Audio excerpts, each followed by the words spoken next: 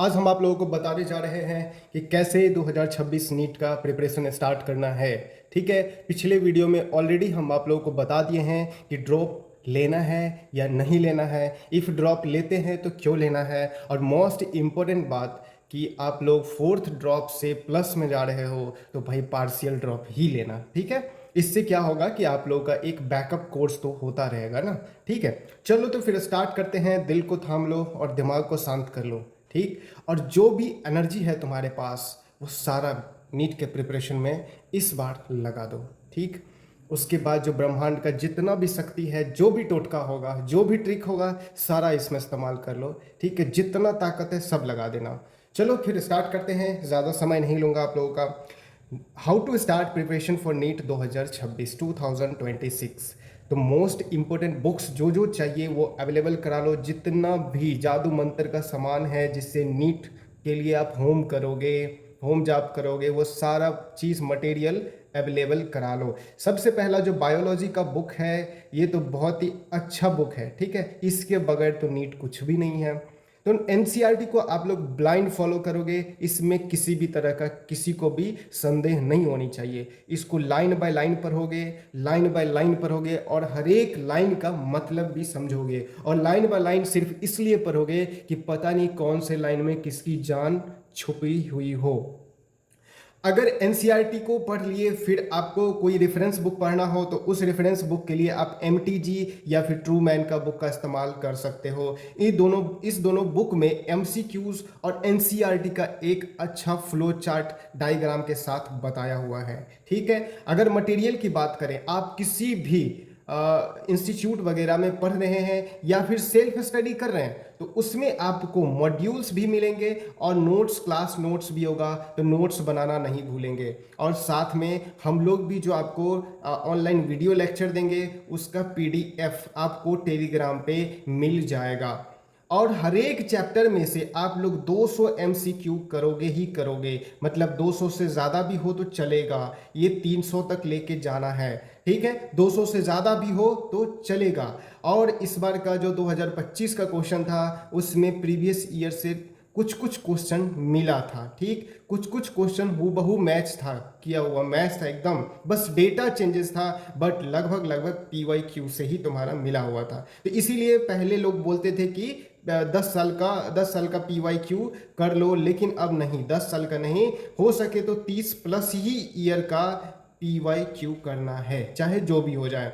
तो जितना भी पीवाईक्यू हो सब कर लेना। उसके बाद खुद से एक माइंड मैप तैयार करना और उसे अपने स्टडी रूम में चिपका देना है, दीवार पे, वॉल पे इसको लगा देना। बस खाते पीते सोते उठते उसी पे एक बार नजर जाए। और फिर अच्छे अच्छे बातों को याद रखने के लिए, जो बहुत ही क्रिटिकल है, बहुत ही कम्प्लेक्स है, जो जटिल लग रहा है, उसको याद नहीं रख पा रहे हो तो कोशिश करो कुछ निमोनिक्स का मतलब उसका इस्तेमाल करो जिससे वो बातें याद रख सको। ठीक है, अगर हम लोग भी बहुत सारे आपको निमोनिक्स बना करके हम बताएंगे, आप लोग निमोनिक्स को लिखोगे और सारा निमोनिक्स के लिए एक फ्लो चार्ट याद बना लोगे। फ्लो चार्ट में उसे सब हर एक चैप्टर बाय चैप्टर बना लोगे जिससे आपको वो निमोनिक्स के कुछ कुछ बातें याद हो जाए, तो क्वेश्चन सॉल्व करने में ईजी होगा। चलो फिर बात करते हैं फिजिक्स में। फिजिक्स तो एनसीईआरटी आप लोगों को पढ़ना ही पढ़ना है। एनसीईआरटी का ठीक है, मतलब उतना ज़्यादा इफेक्टिव नहीं रहता एनसीईआरटी, बट बहुत ज़्यादा ही इफेक्टिव रहता है, बस पढ़ने का तरीका पता होना चाहिए।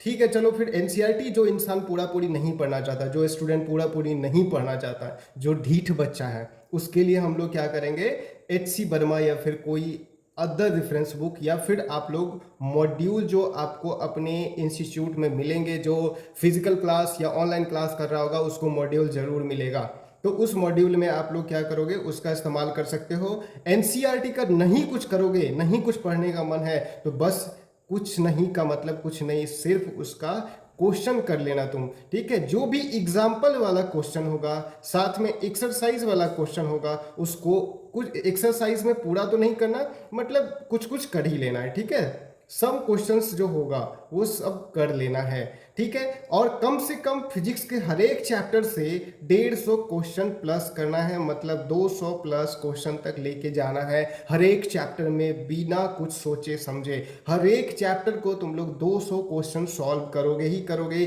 साथ में 30 साल का मतलब 30 ईयर्स का PYQ करना ही करना है। मतलब याद रखना, मैं 30 साल क्यों बार बार बता रहा, 30 साल करना बहुत ज़्यादा ज़्यादा ज़्यादा जरूरी है, ठीक है। और उसके बाद फॉर्मूला सीट जरूर बनाना है सब लोगों को, उसमें ट्रिक्स होनी चाहिए। और उस फॉर्मूला सीट को आप लोग क्या करोगे, पर डे इसको पढ़ना है, पर डे रीड करना, चाहे जो भी हो जाए, पर डे खाना पीना छूट जाए कोई बात नहीं, लेकिन फॉर्मूला सीट जरूर पढ़ना है। उसके बाद फिजिकल केमिस्ट्री की बात करें तो एनसीईआरटी पढ़ लेना भाई, एनसीईआरटी एनफ है, इसके लिए कुछ भी नहीं करना है, एनसीईआरटी इज एनफ। अब उसके बाद अगर कुछ रेफरेंस बुक में फॉर्मूला या फिर ट्रिक्स वगैरह जानना हो या फिर उसका क्वेश्चन सॉल्व करना हो तो उसके लिए आप एन अवस्थी का या फिर विपुल मेहता का बुक्स का इस्तेमाल कर सकते हो। और एनसीईआरटी का जो एक्सरसाइज प्रॉब्लम है वो जरूर करोगे, एक्सरसाइज प्रॉब्लम करना ही करना है फिजिकल केमिस्ट्री का। और साथ में 100 MCQ करना है, लेकिन 100 नहीं, इसको ले करके हर एक चैप्टर में कम से कम 150 प्लस MCQ कर लेना फिजिकल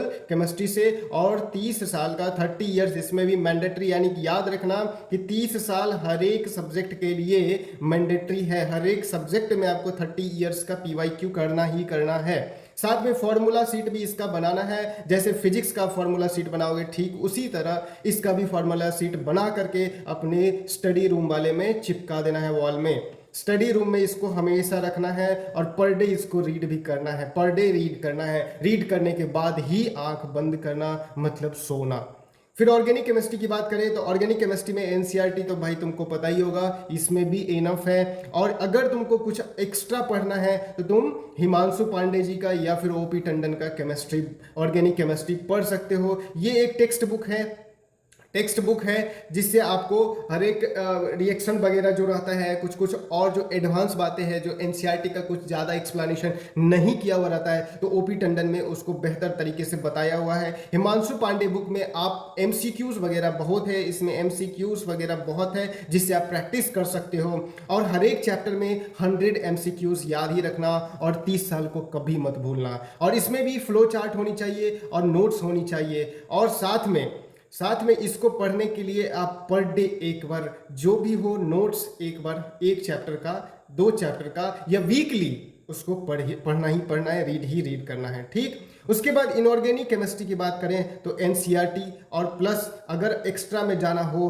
तो VK जायसवाल और OP टंडन को फॉलो कर सकते हो। VK जायसवाल का पढ़ने से आपको MCQs वगैरह डिफरेंट लेवल क्वेश्चंस मिल जाएगा जिससे आपको प्रैक्टिस करने में सुविधा होगी। और 100 MCQs वगैरह 100 प्लस ही लेके जाना, मतलब 150 मैंडेटरी है और 150 लेके जाते हो तो कम से कम 100 है, लेकिन कोशिश करना उससे प्लस ले जाना है। और उतना करने के बाद आप 30 साल को कभी मत भूलना। फिर साथ में उसका फ्लो चार्ट प्लस नोट हमेशा रीड करना है। अगर सारा सब्जेक्ट का निचोड़ बोलें तो एनसीईआरटी प्लस उसका जो नोट्स है उसको कभी नहीं बोलना है। और साथ में फॉर्मूला सीट, इसको तुम रीड कर लो भाई। और 30 साल का PYQ कर लो, फिर देख लो नीट कैसे नहीं तोड़ पाते हो तुम लोग, एकदम मस्त फोड़ पाओगे। बस जितना मैंने तुम लोगों को ये बताया तरीका, जितना बुक्स बोला, ईमानदारी से तुम लोग इसको पढ़ लो, नीट जरूर हो जाएगा, इसमें कोई रुकावट नहीं आएगी। अगर तुमने तीसरी बार या चौथी बार ड्रॉप लिए हो तो कोशिश करना ये तुम्हारा अंतिम बार एनसीईआरटी हाथ में होनी चाहिए।